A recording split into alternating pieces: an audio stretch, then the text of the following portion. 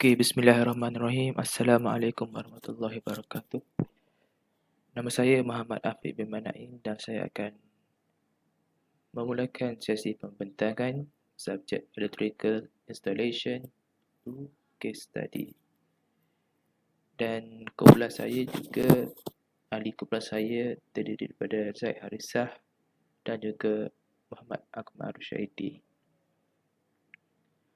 Okey, tugasan yang diberikan kepada kumpulan kami adalah a young engineer and authorized wireman not registered with Energy Commission, outsourced by your employer to perform testing and verification for three-phase electrical installation for a prospective project based on the information provided by your employer. In light of the electricity regulation, how do you advise your employer so that the electrical works may be complete by following existing acts and regulation? Okey, sebelum saya teruskan pembentangan ini, saya ingin mengatakan bahawa setiap jawapan ataupun jawapan untuk question yang diberikan kami merujuk pada buku Atar Berkenan Elektrik yang berdaftar di Suruhanjaya Undang-Undang Malaysia. Okey. Untuk menjawab soalan tadi, terdapat beberapa peraturan-peraturan yang berkenaan dengan masalah tersebut. Untuk peraturan pertama adalah di bahagian 9, subject to any exemption as may be granted under this act, no person other than a supplier authority. Seterusnya di peraturan 63, registration of competent person, and last peraturan 110, inspection and test for the purpose of maintenance of installation. Dan nanti saya akan uraikan di setiap peraturan-peraturan. Okey, untuk peraturan yang ke-9 tadi, subject to any exemption as may be granted under this action, no person other than authority. Okay, except under and in accordance with the condition terms and of a license as may be prescribed authorizing the supplier or use as the case may be. Then supplier to offer the use of any present electricity from an installation, and the last use, work or operate or permit to be used, work or operated any installation. Untuk peraturan 63, huraian kepada registration of competent person adalah a person who holds a certificate of competency issue under those regulation and who does any work, action or thing under this regulation in relation to his certificate of competency shall register himself with the commission. Perlulah register himself with the commission. Suruhanjaya. Dan last huraian bagi peraturan 110, an installation shall be maintained is good and working order and safety precautions shall be observed at all times to prevent danger.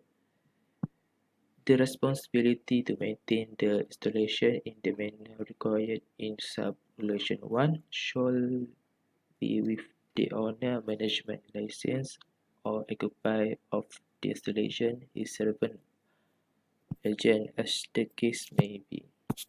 Okay, that's all from me. All these regulations follow this book, regulation book. Thank you.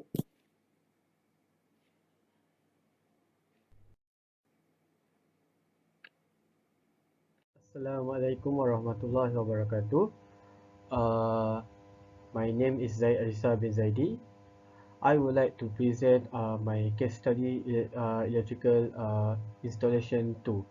Okay. The question is given.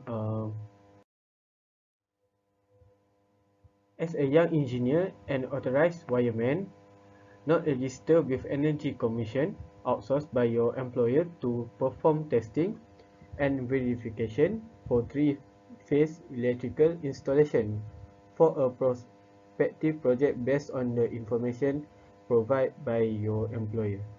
In light of the electricity regulations, how do you advise your employer so that the electrical works may be complete by following existing acts and regulation? Okay.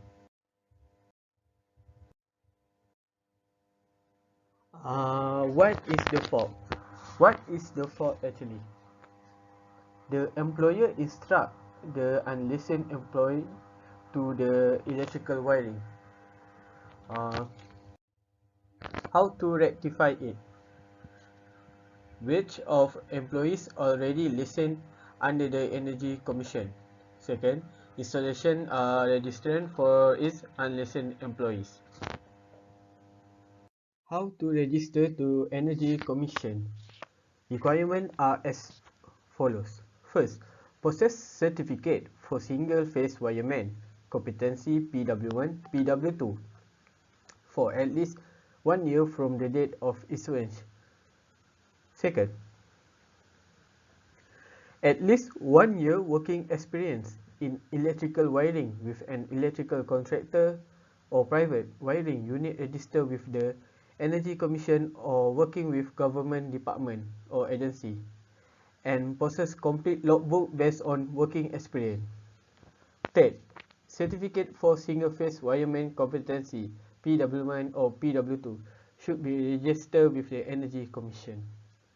Okay, candidate who passed three-phase wireman competency examination PW3 and possess certificate of single-phase wireman with testing endorsement PW2 qualified to get a certificate of three-phase wireman competency with testing endorsement PW4 subject to settlement of the examination fee. Thank you.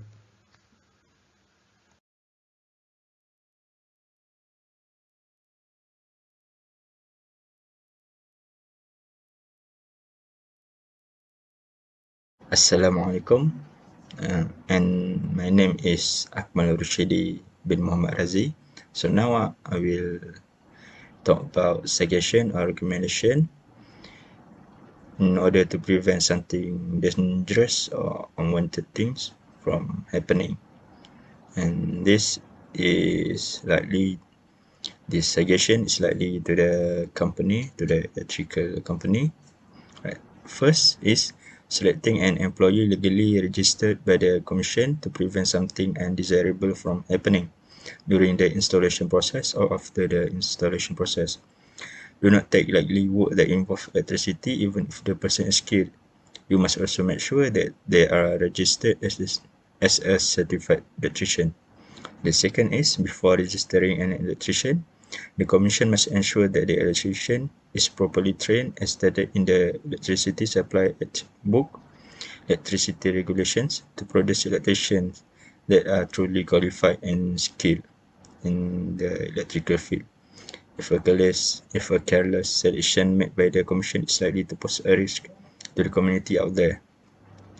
The third is, ensure that each of the electricians use the electrical dig book issued by the Electrical Commission as their guide in handling heavy or light electrical installation work to ensure that every work done is safe and controlled. And next is the suggestion for everyone. First is perform an electrical inspection at home at least once every 3 years by a person skilled in the electrical field.